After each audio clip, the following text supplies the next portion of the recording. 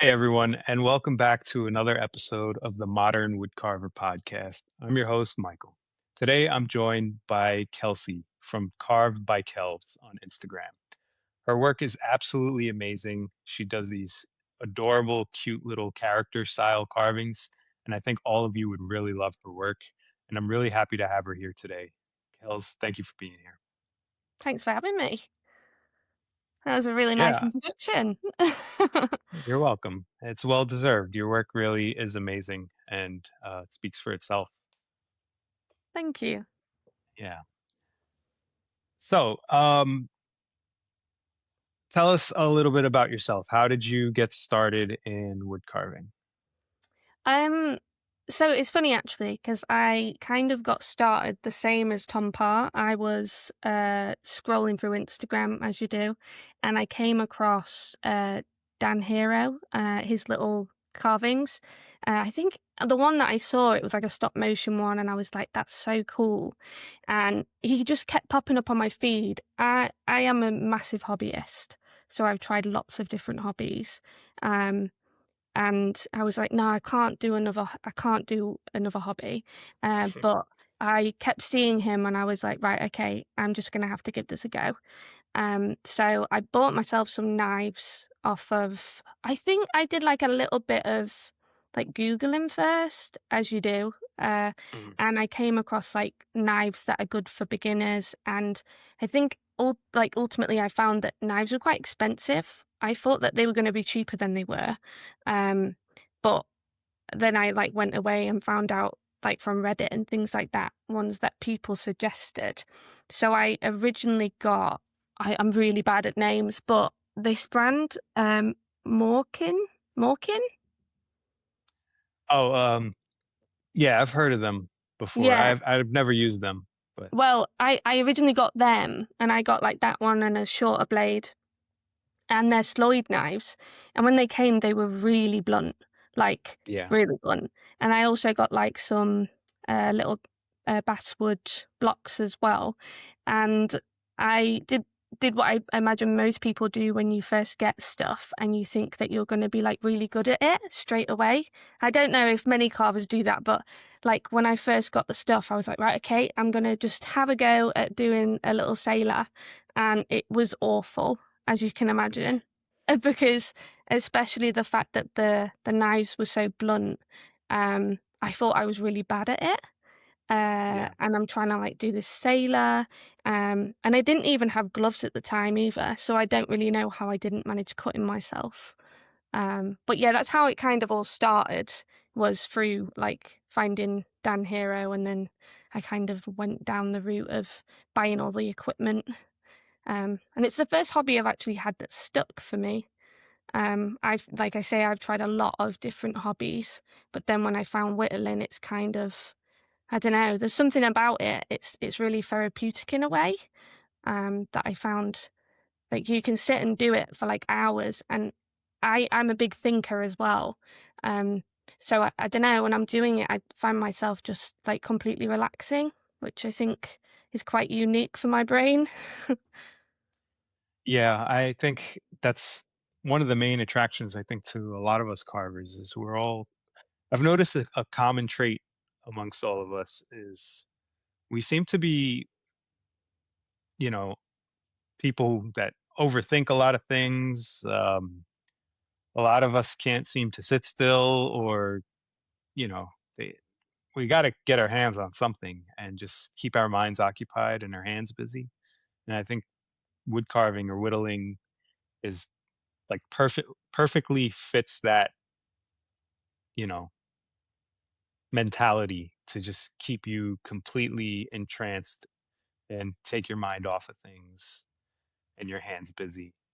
Yeah, 100%. I've definitely found that about it. Um, like I don't know, like I say, I've had lots of hobbies where like I've done photography, I've tried knitting, biking, swimming, like you name it, I've probably tried it. And I've always been somebody that's like gone into it like full steam ahead. I don't know if you're the same, but I like buy all the Yeah. things, get really excited about it, and then end up like giving it up quite quickly. But yeah, whittling really stuck. Um, and I think one of the things that I found really interesting about like when I watched Dan doing it as well, or you see people wood carving, I don't know, when you watch them do it, in my brain I was like, I really want to know what it feels like to cut through wood.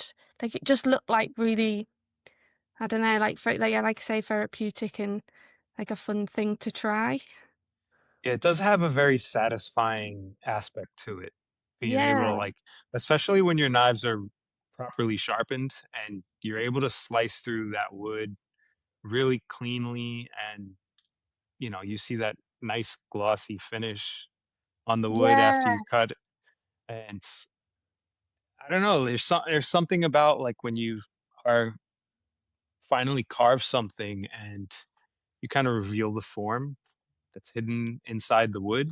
And you're just like, wow, that's really cool. Like that does look like a nose, or that does look like a face or a mouth. And you're just like achieving something that wasn't there before. Um, yeah. so it's And like I a really cool experience. Yeah, it is a really cool experience, and thinking that when you first start out, I don't know if you get the same feeling, but it feels unachievable, especially Mhm. like when I sketch out an idea and I'm like, right now I have to put it on the block, and I get quite procrastinatory about it. I'll be like, right, I'll start it tomorrow. No, I'll start it the day after, because I get worried that I'm going to start it and then not going to be able to achieve it. But then as Yeah, soon as you actually start and you start to see it take form, you're like, "Oh, wow." Like, yeah, I didn't see it actually happening that way. So, I find that like a really interesting part of the whole process. yeah. I agree. There's a part when you're looking at, especially like I don't know if you've done it, but those bigger blocks. Like I do a lot of 2 inch by 2 inch Oh, size yeah. blocks. And that's a lot of wood to move and a material to remove. And sometimes at the start of it, it's just so big and blocky. Like I can understand that feeling of like, okay, this is daunting to look at, and where do I go, and how do I start? And I think for the people who don't have a bandsaw or a way to actually cut out to their reference lines, it's even more so daunting because you have to physically remove all that material with a knife or a gouge or whatever, and it just gets to that really ugly looking stage Yeah. right off the bat, which I know every project has that ugly stage, but when you're at that ugly stage right at the beginning, it can be pretty upsetting because it's not turning out the way you wanted. It looks really rough and awkward. So I think it can be a little discouraging. But when you do have that bandsaw and you do cut to the lines and you finally have like the shape of a figure that's even 50 or 60% of the way there, like you can now actually see what you're trying to create because Yes. you cut all that stuff away. Yeah. So I yeah, as well, when I first started carving, I didn't have a bandsaw. Like, you start out with a knife and some wood, but then as you get, like, more into the hobby, you start investing in more items. So I did buy myself a bandsaw, and like you say, as soon as you can cut away those big chunks and make it easier for yourself, it becomes so much more, yeah, less daunting to go about actually carving. yeah, Um and don't get me wrong, like I am rubbish with my bandsaw. I don't really know what I'm doing a lot of the time. I just try and figure it out so that I can just get to the carving stage. Like, yeah, the cutting stage isn't really anything that I'm that interested in with the bandsaw, or cutting it out so it's really intricate or anything. I just try to like get it into a good blocky shape so that I can actually get going with the knife. But yeah. without, Because yeah. Yeah, go on, yeah, sorry. I was gonna say the hobby's the carving and not the roughing out. Yeah, so uh, but it having a bandsaw or a way to cut out the blocks most of the way there really does make the carving process a little bit more enjoyable, in my opinion, because you can actually rough out several blocks to have on hand, and then you can carve at your leisure whenever you're ready. Yeah. I I don't like having to hog out a lot of material and just carve a block. Like it hurts your hands, and like it's not the fun part of it unless you have the proper tools to do it.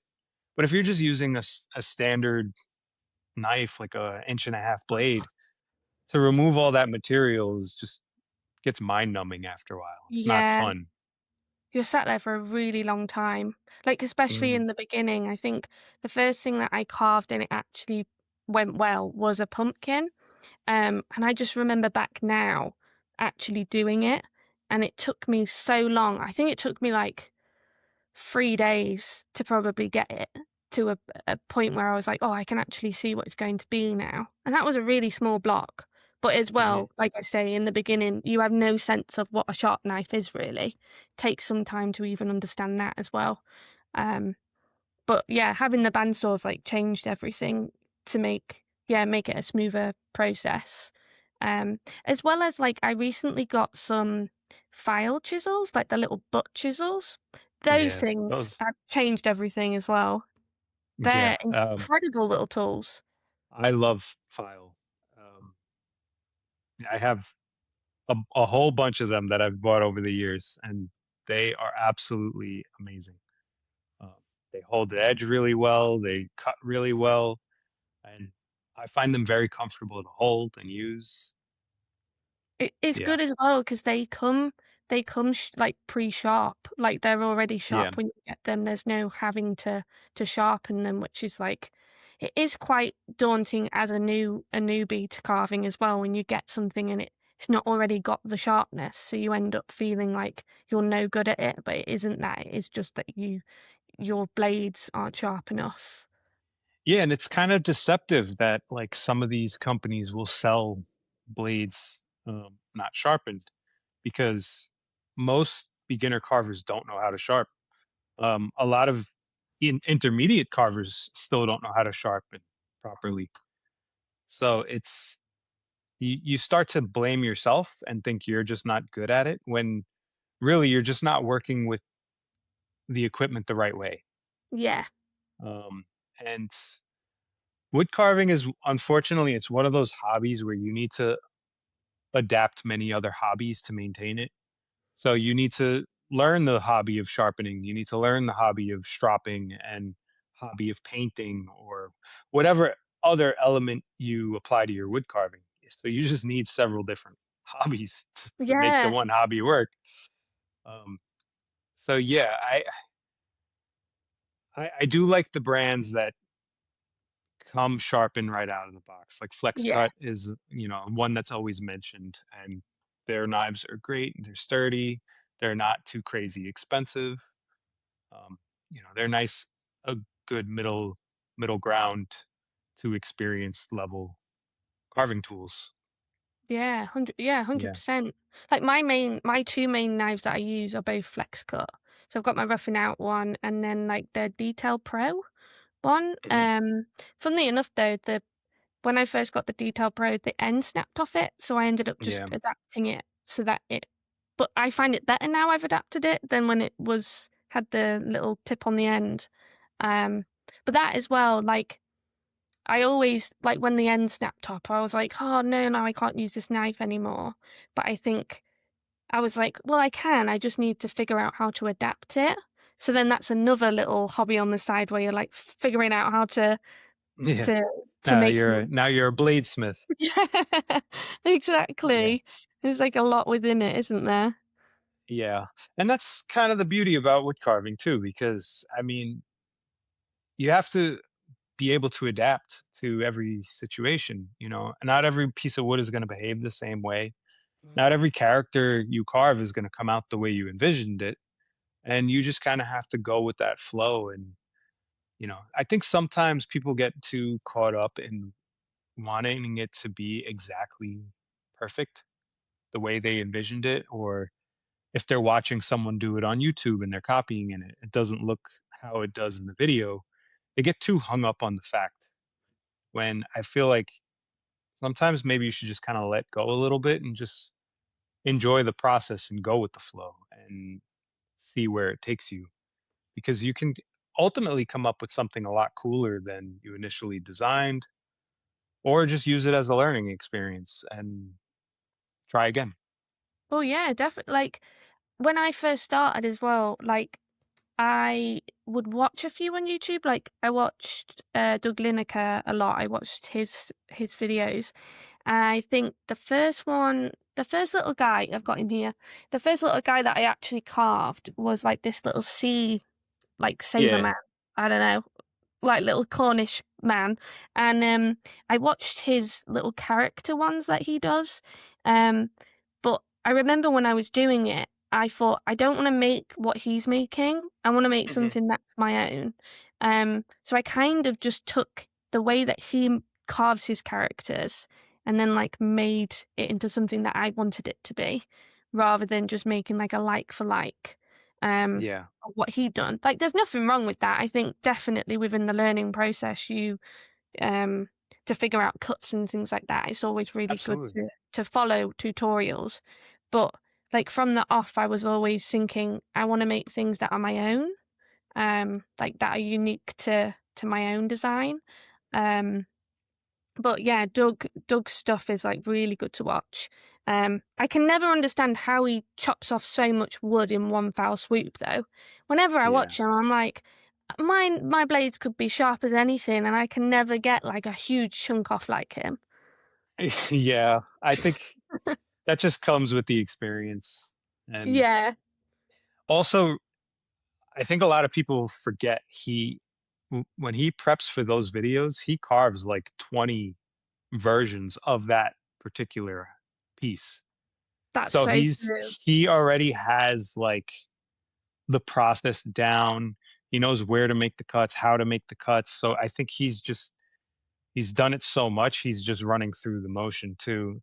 I Yeah. also Now don't quote me on this, but I also assume because he's making a video, he may be trying to keep it under a certain amount of time or at a Yeah. pace where it's comfortable for people. So maybe he is moving a little bit quicker than normally, but he's also just an experienced carver who's carved thousands of figures. Um, Yeah, yeah, yeah, definitely. Like, yeah, I think yeah, he's like top dog, isn't he? When you're thinking of learning how to whittle, he's always the one that I say to people, just go watch Doug Lineker on YouTube and yeah. you'll I mean, he's great. I love his videos. They've been a big inspiration to me and countless others. I mean, his stuff is great. Yeah, yeah. And I think people like you said, there is nothing wrong with copying what these YouTube guys do because they are putting it out there for you to copy and learn. But eh, they're they're at a point where like his projects are a great jumping off point, like Yes. a starter point. He's teaching you how to get the feet in, the head, the shape, and everything. And then there's so much more you can do to each design to make it your own. Because he's not doing anything that's unheard of. He's Yeah. just doing standard characters, hands in pockets or holding little axes and stuff. He's just showing you how to get that form, um, and then you can absolutely take that any which way you want. Um, but it is great to copy it initially, because especially as a new carver, you don't really know what to do or how to do it. No. So having that baseline where you can copy it a few times. And then once you already know, okay, this is how this cut goes, this is what I need to do for the nose or the ear, then you can now start to adapt it into your own unique style. Yeah. Yeah. Yeah, yeah, definitely. Um, I think, yeah, it's brilliant that they're out there because I can't really learn from books. I have a few whittling books, but I'm a practical learner, so I need someone to show me how to do it. So these guys that do it on YouTube, I find it so helpful. And I've had a couple of people like ask me to do tutorials about how I make my little characters, but I'll be honest and say like I would find it difficult to do that because they're all one of a kind. Like you say, Doug's probably done like 20 before he made that video.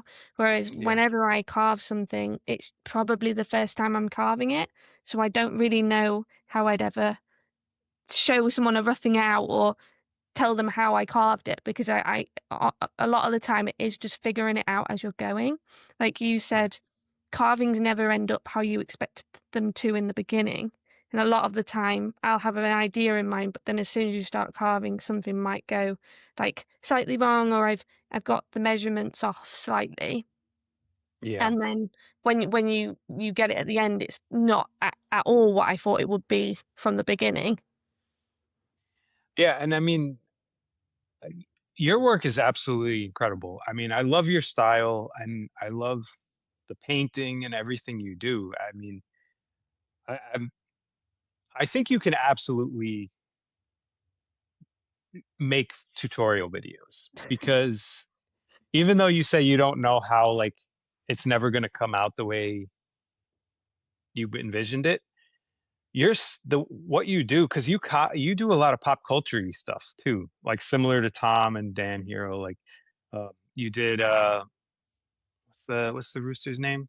Oh, Feathers McGraw. Feathers McGraw. So you did Feathers McGraw, and one of my favorites is the Shaggy from Scooby Doo that you did. Oh, yeah, the little Um, Shaggy. That all came yeah. from I literally was just watching loads of old, Scoo Scooby-Doo. We've got, like, a box set, and we were watching that, and I was like, "You know what would be really cool if I just did a little Scooby and Shaggy?" But then as soon as I did them, I was like, "No, now I'm gonna have to do the whole gang." But I just Yeah, haven't got around to doing the others, and, like I said to you earlier, I can carve men really well, but I've not carved a woman because I find them to be quite difficult. yeah. So I've not even gone close to carving a woman yet. So Daphne and Daphne and oh, what's it, Velma? Velma. Yeah, Yeah. Daphne and Velma are gonna they'll be on the back burner. They'll be last. Yeah. But yeah, so, like, what I was trying to get at is that, because you're taking iconic images like Feathers McGraw or Scooby or Shaggy or whoever it is, you're executing them great. I mean, like, they you can absolutely look at that and know what it is. Yeah, So, like, you're doing an amazing job, and I think you like I said, you can absolutely do some sort of tutorial video because you are doing one of the hardest things is taking an iconic image that people recognize and you're recreating it, flawlessly, where people, can tell exactly where that piece is what you're trying to replicate. yeah, yeah. So, yeah, hey, you should give yourself more credit. Maybe one day. Like I Yeah. tried, obviously, with the Feathers McGraw that I did recently. I actually made that for my sister's birthday, and I think I was trying. I really wanted to say at the end of that video to people that when I made it, it took me a long time to make. I didn't. I'm not a fast carver. I'm really slow, and it takes me ages to finally get things finished as well. Um, Mhm. but I take like I'm a bit of a perfectionist and I want it to look exactly how like. I like things to look quite smooth but still also have like the texture on them. Um, but yeah, with him, he took me like 3 months to do because I was just Oh, doing him on and wow. off. Like Yeah. because as well, like you probably know, like having a full-time job and you're doing it outside of that, like, um, it took me, like, a long time to finish that and really get my head around how I wanted him to look. And even in the video I made, I, like, chop his glove off his head because originally he was gonna be one piece, and then I scaled him down, um, into different pieces to make it easier for me to carve. But yeah, it's definitely one of those things where I take a long time. Um, and in the video toward the end, I wanted to have like a disclaimer just saying like these things take me ages. Yeah. I don't do them within a couple of days. Um, so I never want to discourage anyone that's becoming a carver that just thinks I just figured out how to do that out of nowhere. Like it takes a long time for me to actually to finish a project. Yeah, a lot of these, carvings are very deceptive, especially in the online, like, YouTube world, because we're in an age now where, like, things are edited and sped up, and we're watching these clips of someone who's very masterful create a carving, like Didalo. I don't know if you know Didalo. Yeah, yeah, Um, so his stuff is all over the internet. I mean, TikTok, YouTube, Shorts, and you're watching like these 1 minute clips of him carving a full scale figure, um, and from start to finish. yeah, So you get that false sense of you know of how long something actually took. And meanwhile, he it probably took him 2 hours to do that one yeah, particular carving, which is still pretty fast in its own right. Um, but yeah, you get kind of discouraged when you're carving something and it's taking you 4 hours, 5 hours, 2 days, a week, because you're doing it on and off. And yeah, I think that's where like the internet kind of screws things up for people. And yeah. It's um, definitely like a pressure to be achieving constantly, I think.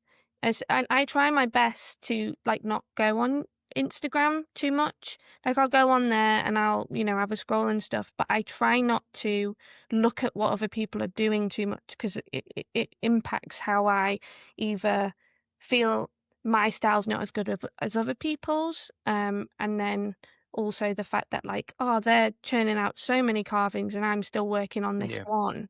So it's kind of like a thing where I try to step back and just think, I'm doing this for me. I'm not doing it for other people.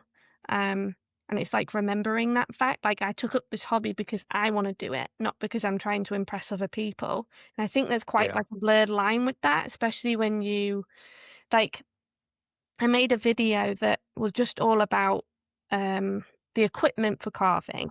And I initially made it just because I'd had a few people message me and ask. So I thought, oh, I'll do a video.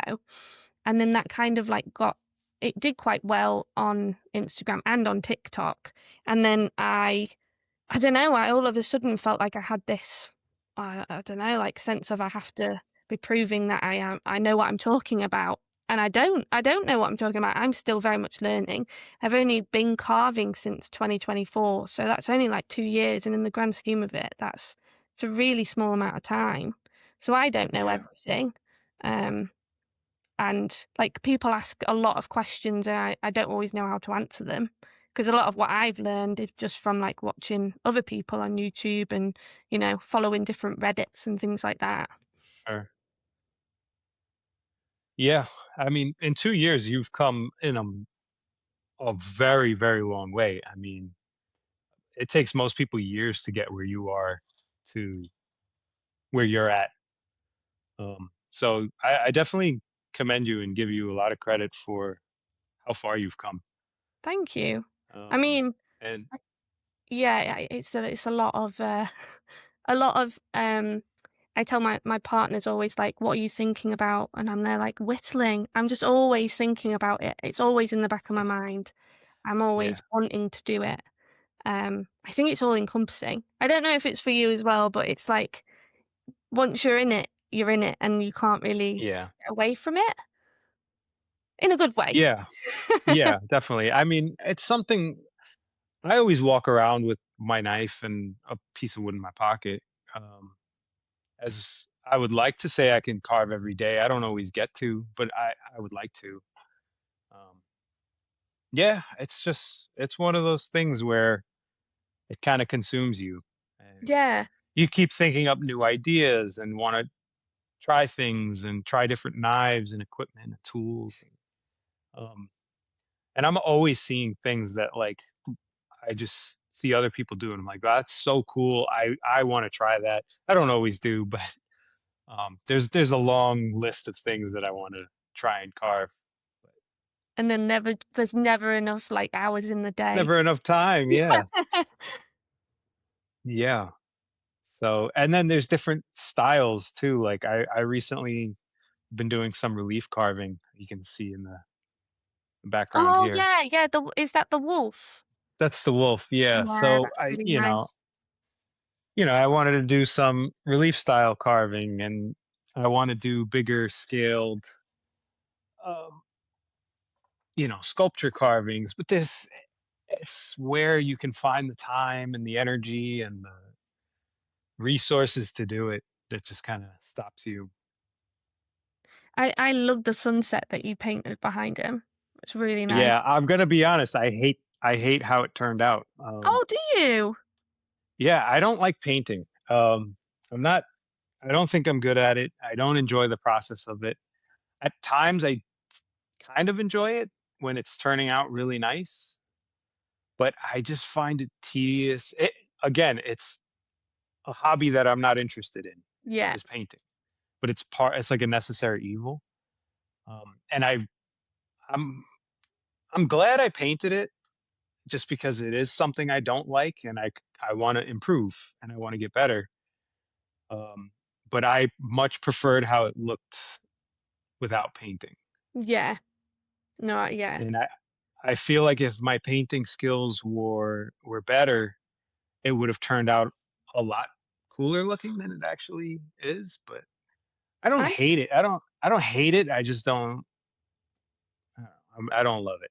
Yeah. I feel like you Yeah. can't tell that though, like, I think it looks well done. I wouldn't have Well, said, thank "Oh, you. doesn't know how to paint." Like, it looks good. Yeah. Yeah, it's not that I don't know how to paint. I guess I don't like it. Yeah, you don't enjoy that part of the process. Yeah. And I tend to rush through it just to get it done. I don't use I'll stick to one or two brushes and I'll use what they call a dirty brush. Like I'll use one brush with the red and I'll paint it the red and then I'll rinse it real quick and use the green and with the same brush. Like I'm not swapping it because I don't it's messy. I always spill the paint all over me.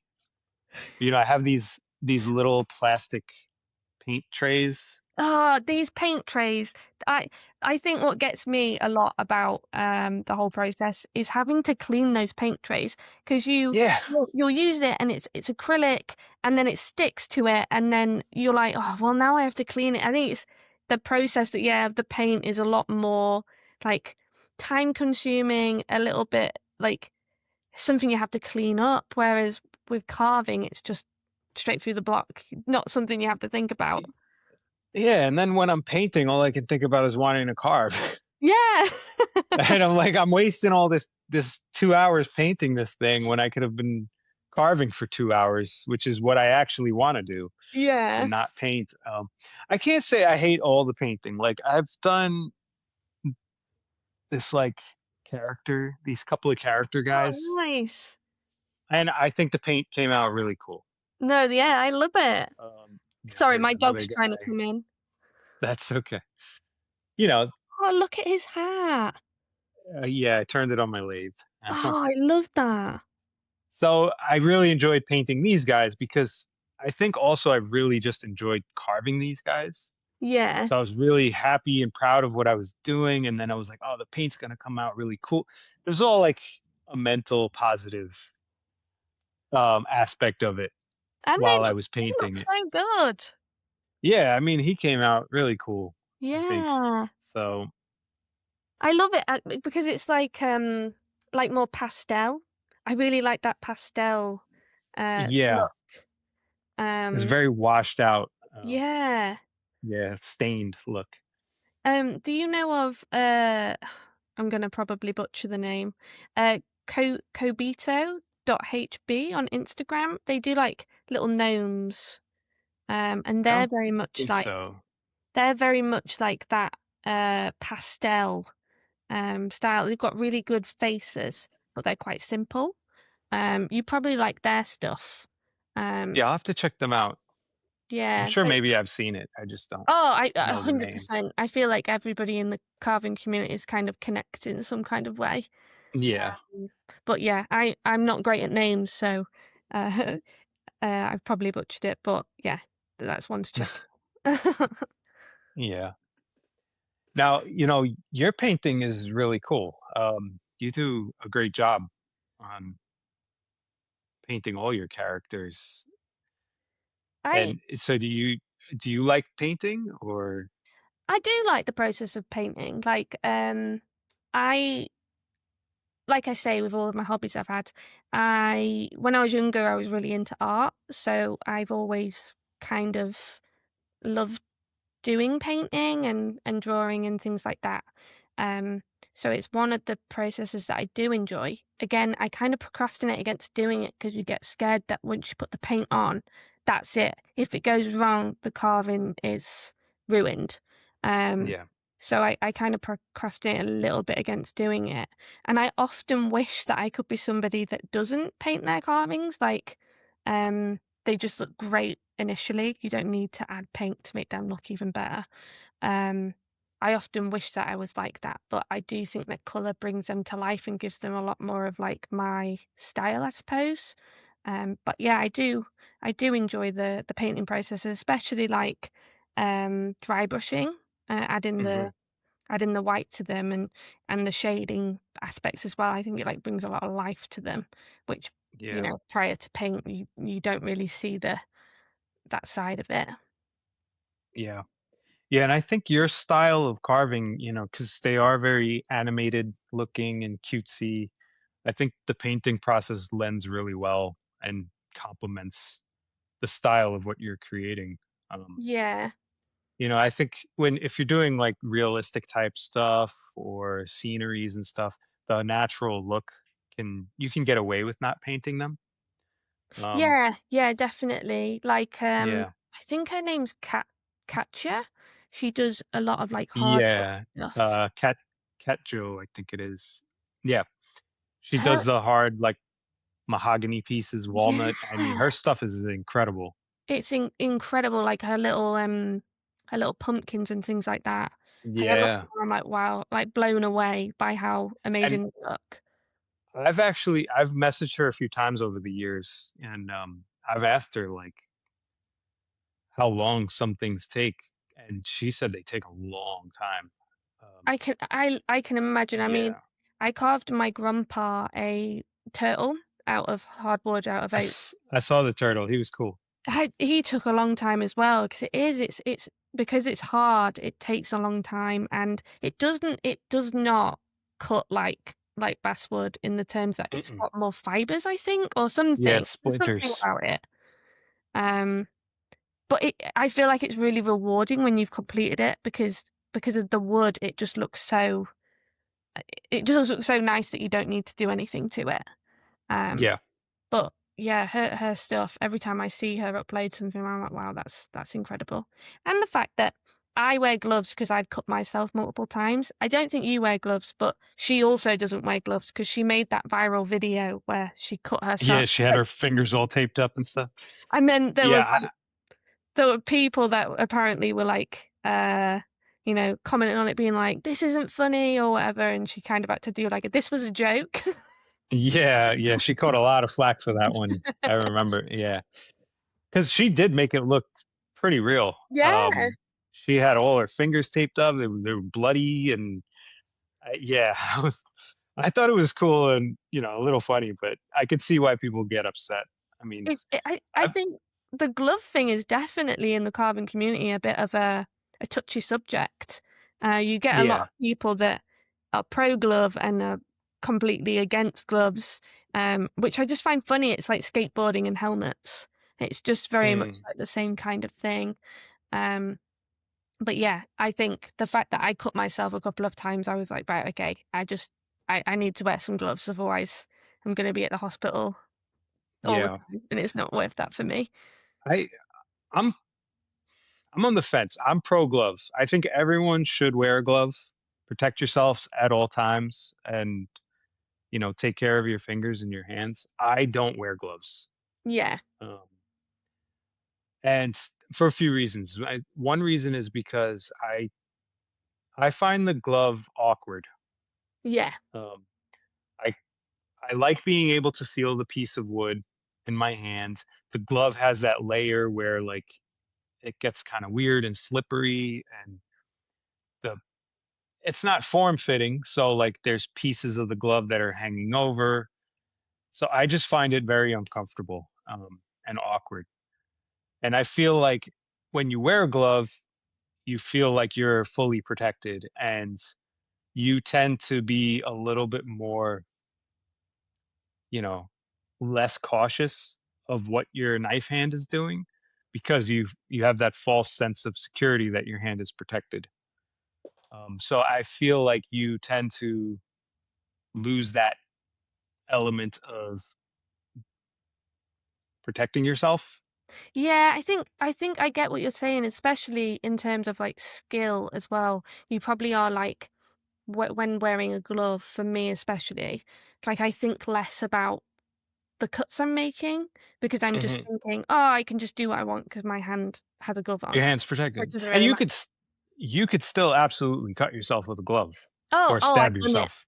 Yeah, I Yeah. stabbed straight through the like there's this little bit there and I've Yep. stabbed straight through that when I've got gloves that I know I should have replaced, so they've become a bit.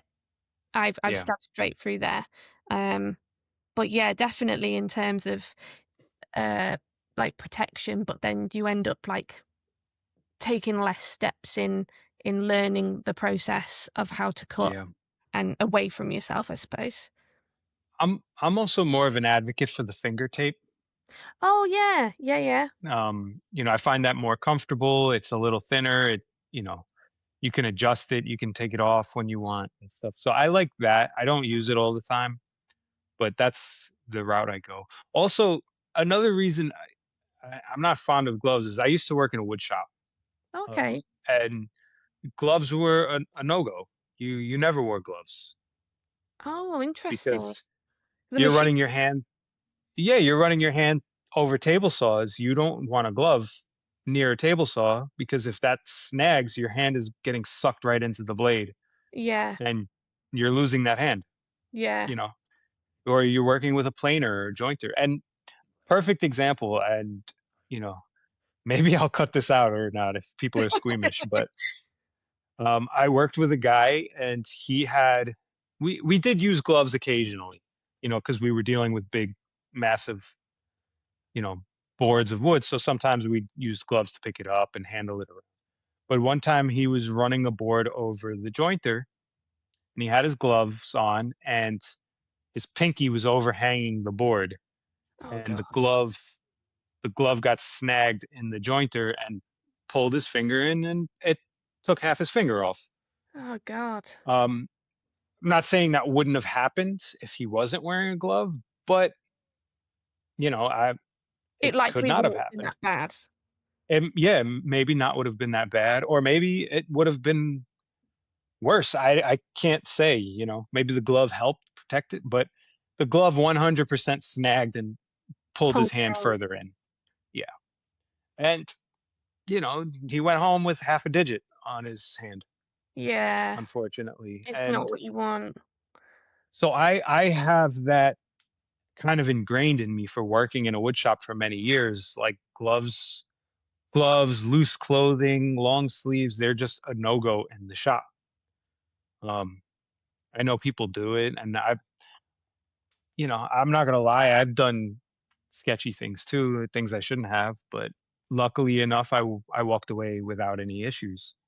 But Yeah. not everyone's that lucky, and so that's another reason why I don't like the gloves. Yeah, I've no, just no, that been, makes sense. yeah, When I was a kid, my mum, slightly off topic, but a little bit in topic, um, I had my hand around a door and she closed it and the end of my thumb was cut off. So I'm just too scared about losing fingers or damaging yeah. myself because I've lost half a thumb. Oh no, So I'm like the your other thumb extreme. your thumb looks fine. Yeah, well, weirdly, they put this weird gauze on that helped it grow, and this was, like, back in, Okay, like, the late '90s as well, so there was, like, this gauze, and they said I'd never have a nail, but I managed to get a nail back, which is great. But it that's doesn't awesome. look yeah, it doesn't look like I have half a thumb. Oh wow, that's a cool story. Little battle wound. Yeah. You know, um, One thing that I also really admire about it's your Instagram page is how well put together it is. I mean, it is a beautiful looking Instagram page. Like you look like it's definitely like a professional level content creator page. Everything is so cohesive and like looks like it belongs together and just it's so great to look at, and I love seeing it every time it comes off.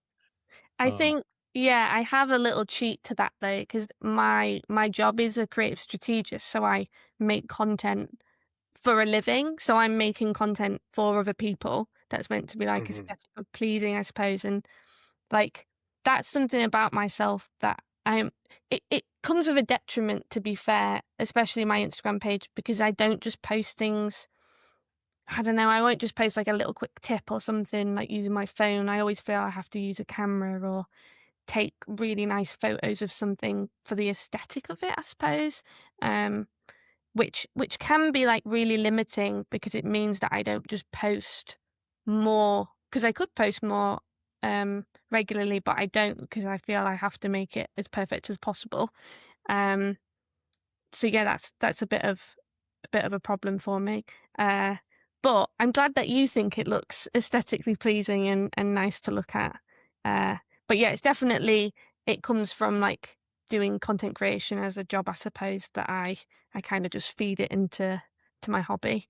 And I yeah. think, you know how you were saying that carving, you end up having multiple hobbies off of your hobby.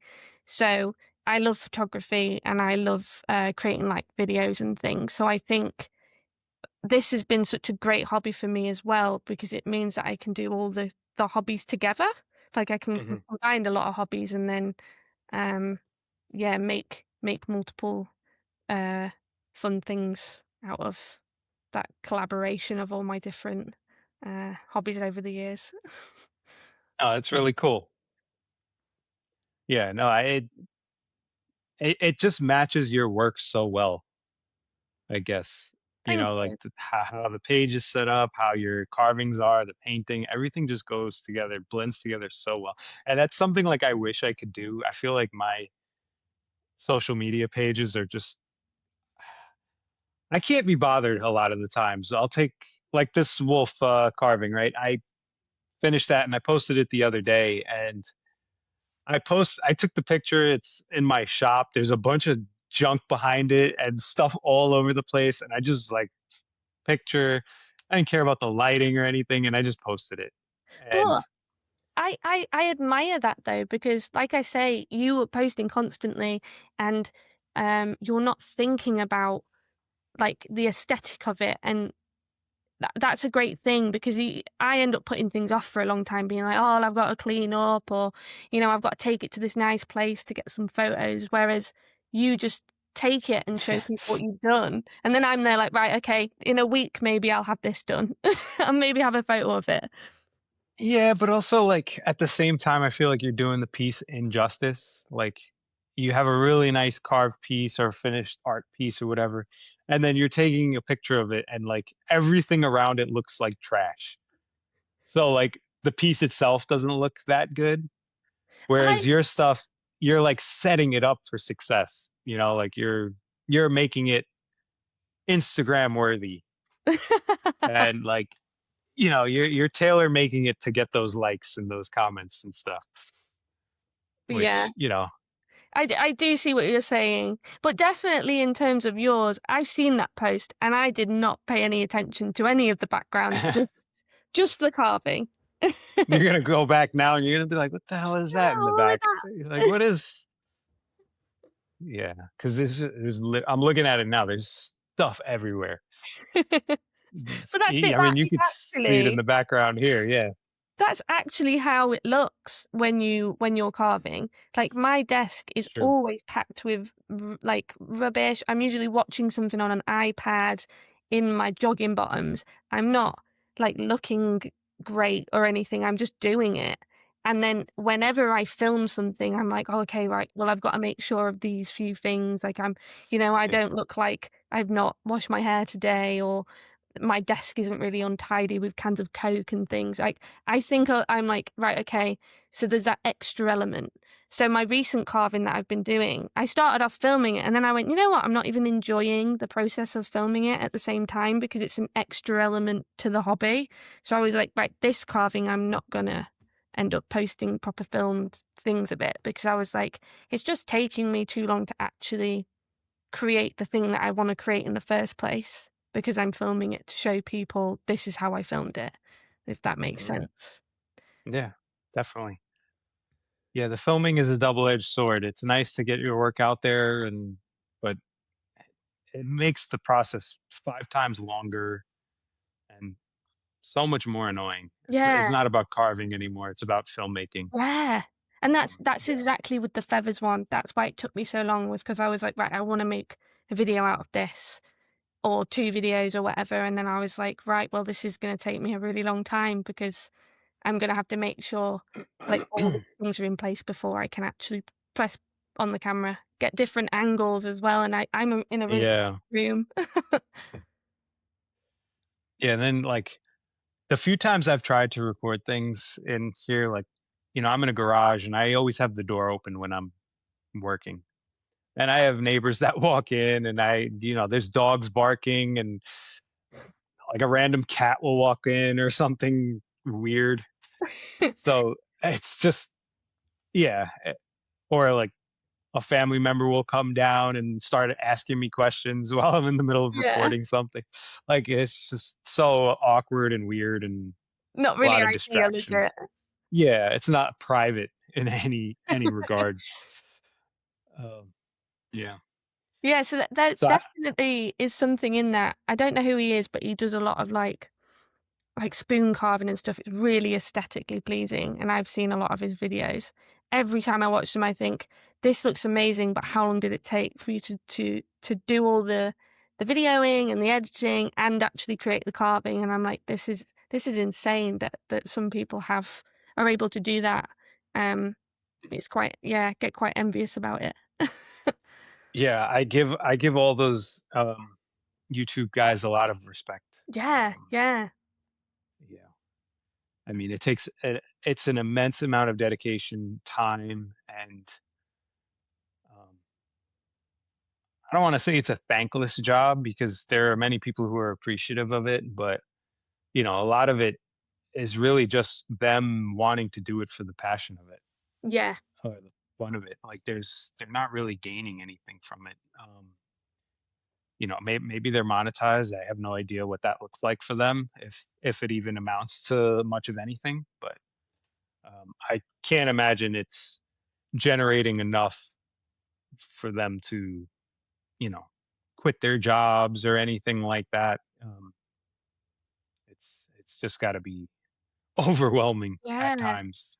I recently said this as well to my partner, that the more followers you get, the more you realize that it doesn't matter. Like, Hmm. it's not what matters. Like, the followers do not matter. Um, you think initially when you start, trying to build a platform, that the more followers you get, the more you're going to feel like satisfied about it and feel like you're getting somewhere. But the more that I've found that happen, the more I've been like, well, it doesn't actually matter about that. Like, the carving community are always the people that end up commenting and like are really enthusiastic about your work.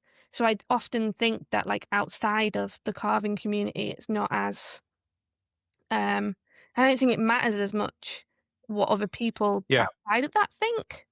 I don't know if you feel the because same in that I respect. do because they outside of the carving community. I mean, unless they know you personally, they don't really care.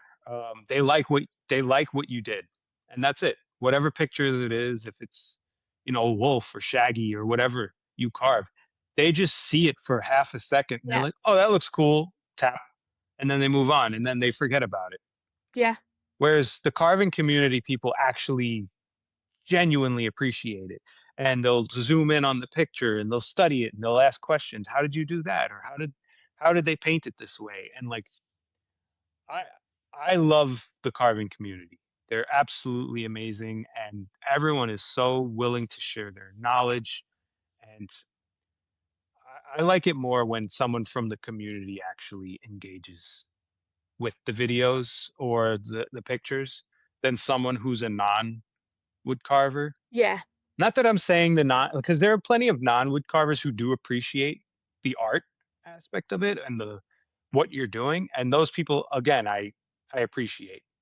They're showing a genuine interest.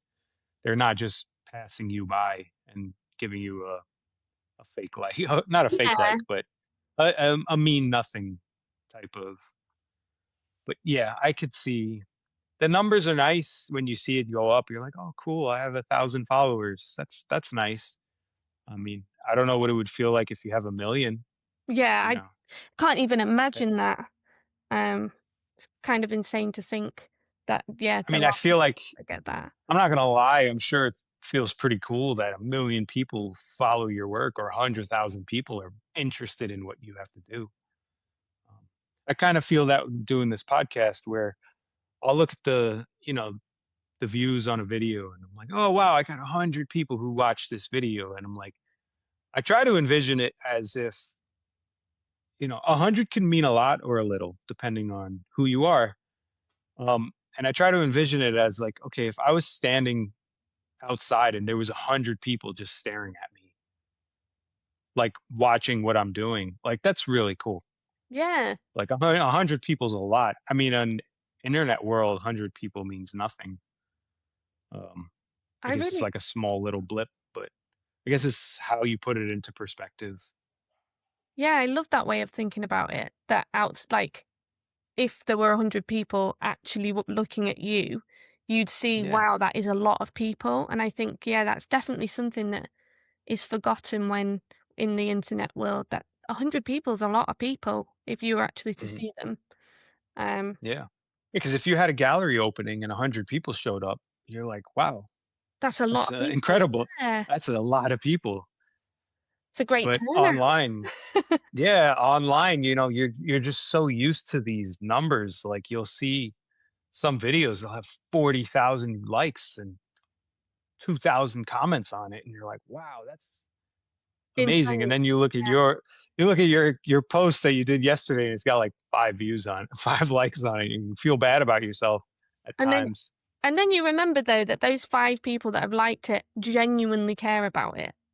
That's And they're the same 5 people who liked your previous yeah, post and your next post, and yeah, they're the people who actually care about what you do. yeah, Yeah, and it's hard too because you're not putting any faces to the names unless you recognize them or you interact with some of them, but there's a lot of likes and comments you get, you're like, "Oh, great, thanks," but you have no idea who they are because 'cause they're just internet people. yeah, You know, yeah, they're they they're are like just internet people.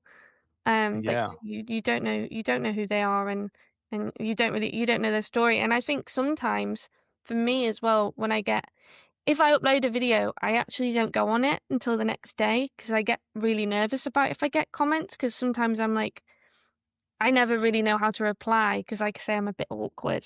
I'll be like, "Oh, I want to make this person feel like I really care about what they've said, but I never feel like I achieved that in a message," if that makes sense. Um, Mhm. so yeah, there's definitely that element of like feeling like you don't really know that person, so you don't know how they're going to take a comment or a reply that you're putting back to them. And make Yeah. trying to make it a bit more personal when you don't know them. Yeah, that's very true. Yeah, there's a lot of pitfalls when it comes to social media and trying to navigate everything. Who's genuine, who's not, who's trying to, make fun or whatever, criticize. Yeah, there's a lot to it, but it's unfortunately now it's a necessary evil Oh, to the world.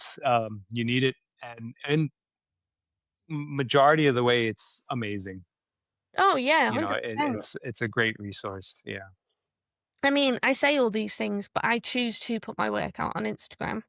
Um, because we all want people to like what we do. We all want to Yeah. find people that also, enjoy the same hobbies that we enjoy, and I think that it's a great thing for connecting people in that way. And without it, we wouldn't be able to. Like you're in America right now, and I'm in England, and we're talking. Without Mm. Instagram, we would never have met, Yeah.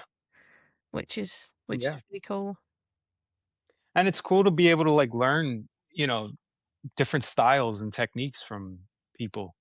Um, like I would love to try some of the things that you do. And, Tom Parr, he's a, great carver and he does some really cool stuff. And yeah, it's just a way to connect everyone together and find a way for inspiration and become friends with people. So Yeah. it has a lot of positives if you let it be positive and ignore the negatives.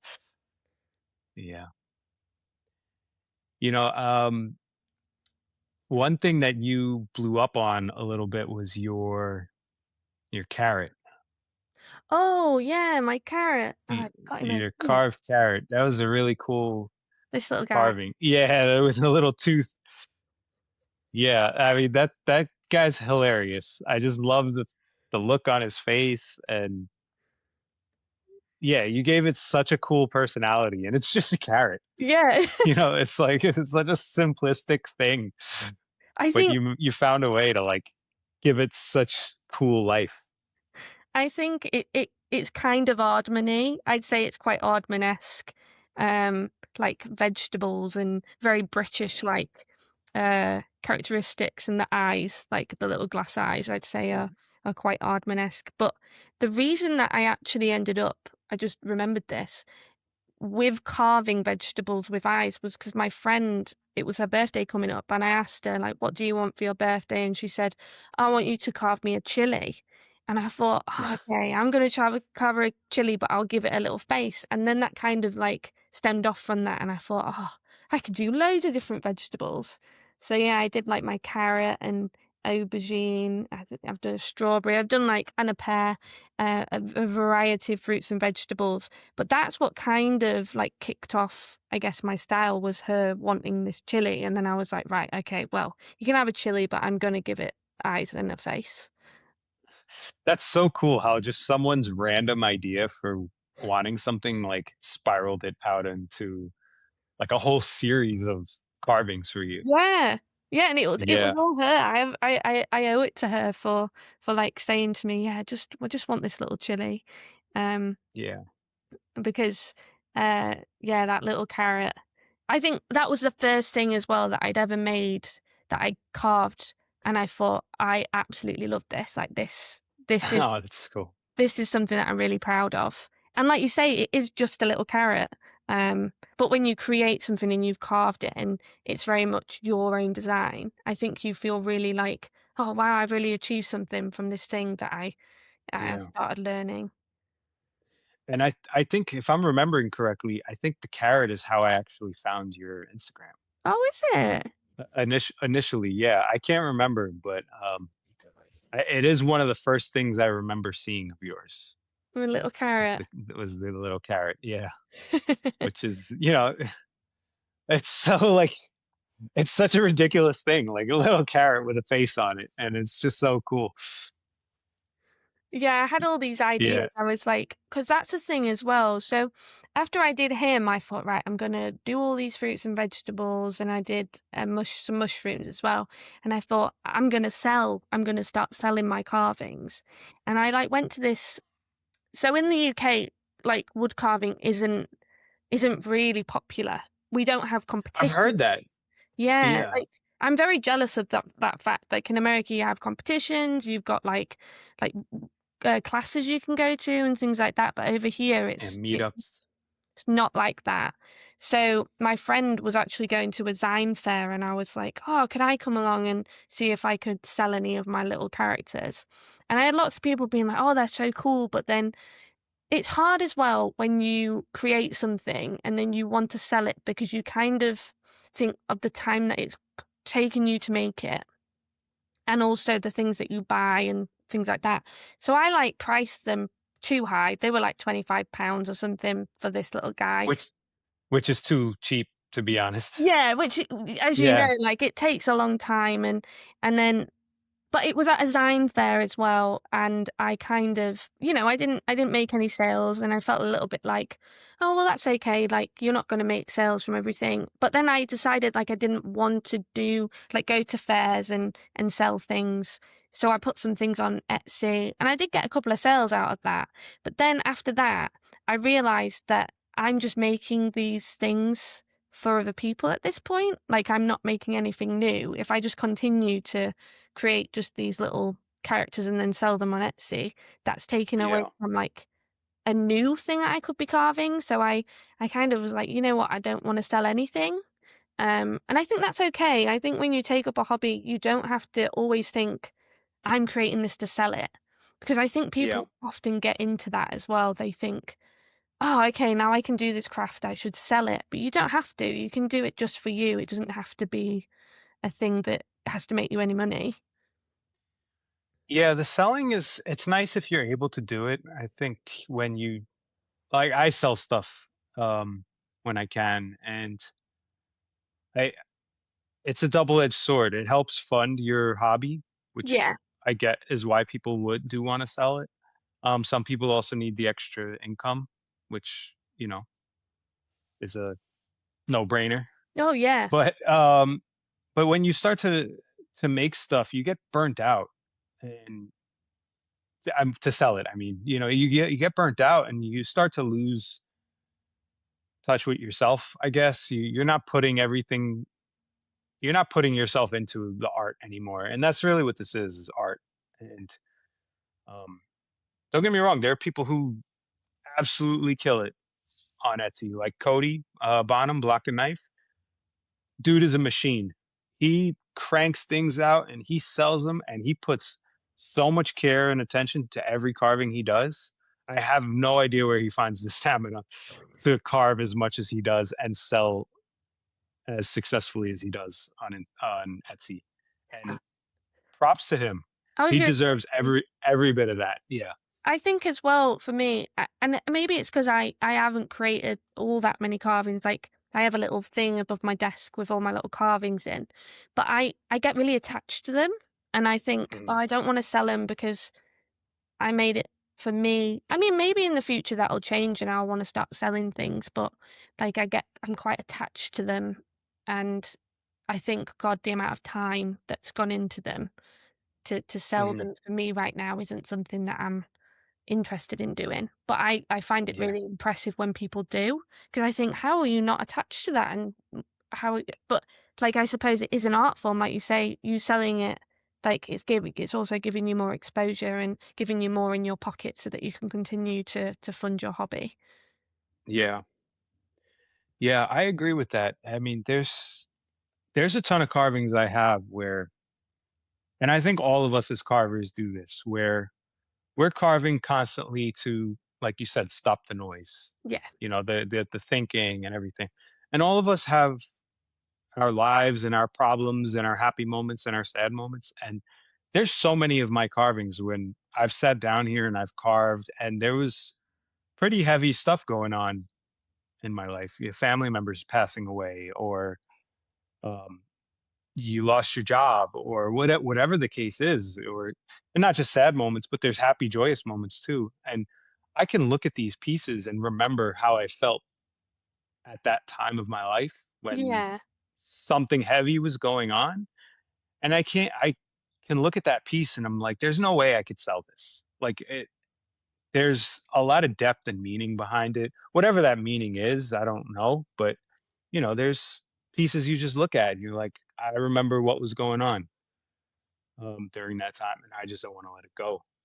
Um, and then there's just other pieces that are ridiculous and you don't care about, and you have no problem selling.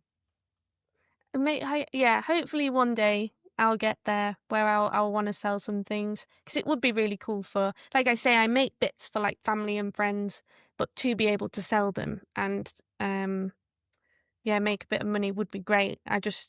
Yeah, I one day maybe. One day.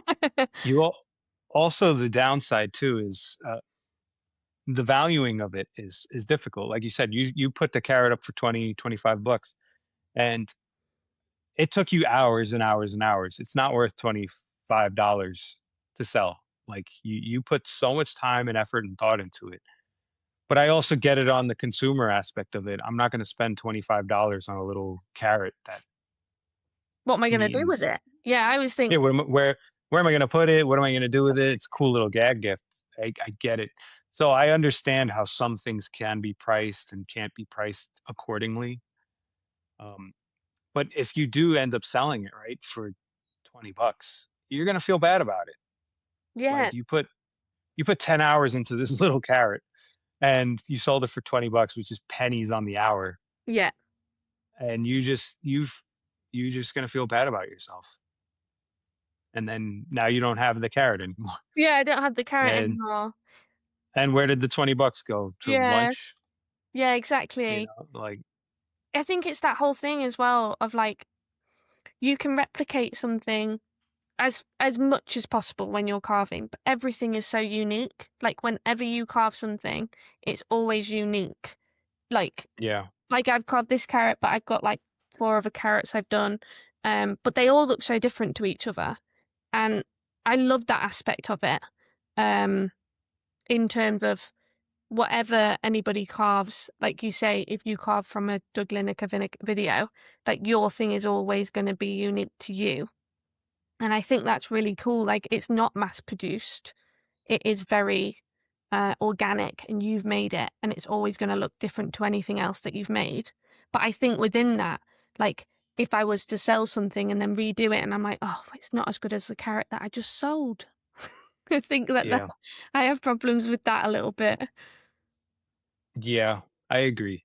There's definitely some first things that I've made, I have them on my shelf over here, that it was the first time I've attempted it or made it successfully, and I'm just like, I don't wanna sell that. I Yeah, can't. Like, I'd rather try to recreate it and sell the replication of it instead of the original. yeah. Um, yeah, so that it makes a lot of sense to me, and I'm sure as well many others that are listening. Because I think everyone at some point carving has either sold or wanted to sell their work in some way. Mm. Even giving them out, like, I have a hard time doing. I've Yeah, given away a few, and I'm just like, "Ah, do I like this person enough to wanna give it away? Well, I are they gonna appreciate it as much as the sentiment?" I feel like I've been in exactly that same position, especially with that recent, with the Feathers McGraw after I finished it and I gave it to my sister. I was like clutching it, like, I don't really want to give it away to you, but Uh, like she'll appreciate it. And like she loves the fact that I've made that for her. She knows the amount of time and effort that goes into it.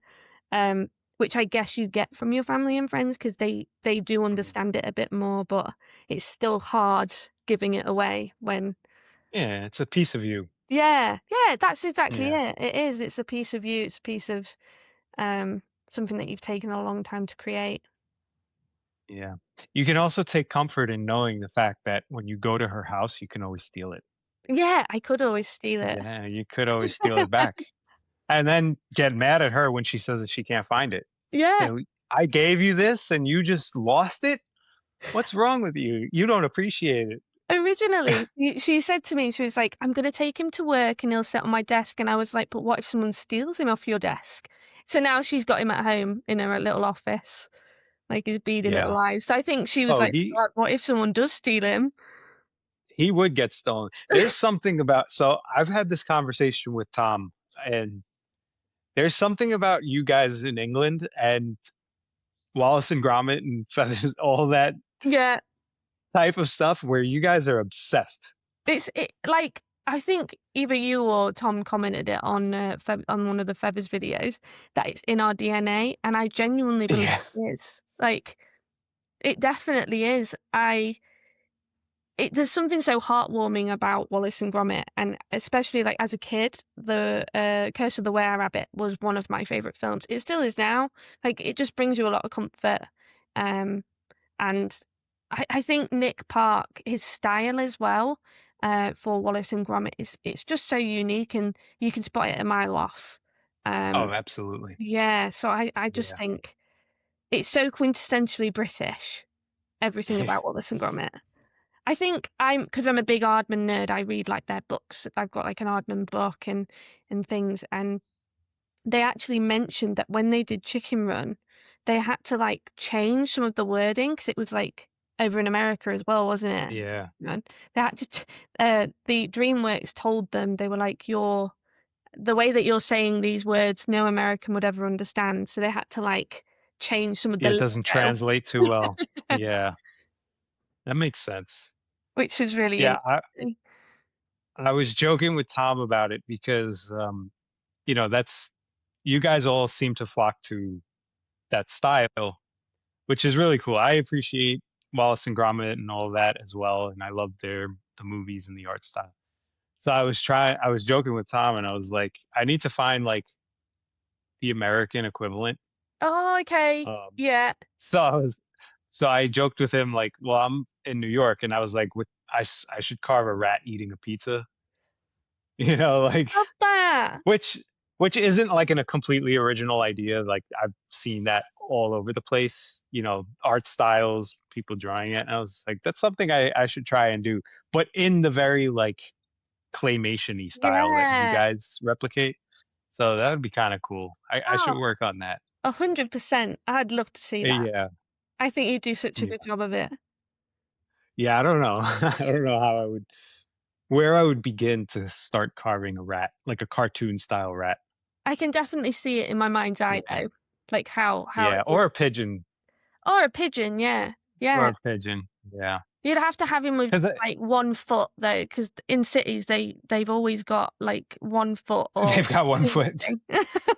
Yeah. Or like, have them wearing the New York Yankees baseball fitted and, you know, a gold chain or something. That's so cool. Yeah. Yeah, that's right up my alley, and Yeah. Tom's, I imagine. Like, anything like that. Pi Love it. a pigeon with Timberland boots on, I don't know. Very New Yorky things.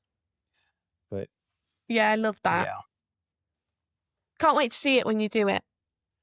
Yeah, it's on my list. We'll see it in 5 years from now when everyone forgets. Yeah. All right. I think that's time to wrap it up. I've really enjoyed talking to you, Kelsey. Um, if everyone wants to find your work, where can they find you? Probably on Instagram, so carved by Kels. I also have a TikTok account, but, like, yeah, the majority of my work's posted on Instagram. Okay. Is there an Etsy or a website or anything like that Nope. you want to share? No, No? neither of those things currently, but maybe one day. Monday. I look forward to seeing it. I buy myself a carrot for 20. Yeah. No, I really appreciated you coming, taking the time to do this and come on the show. Your work is really amazing, and it was fun getting to hear your story. And yeah, just thanks again. And if you enjoyed this episode, make sure to follow the Modern Woodcarver podcast on YouTube or Spotify or everywhere else you can listen to podcasts. And we'll see you in the next episode.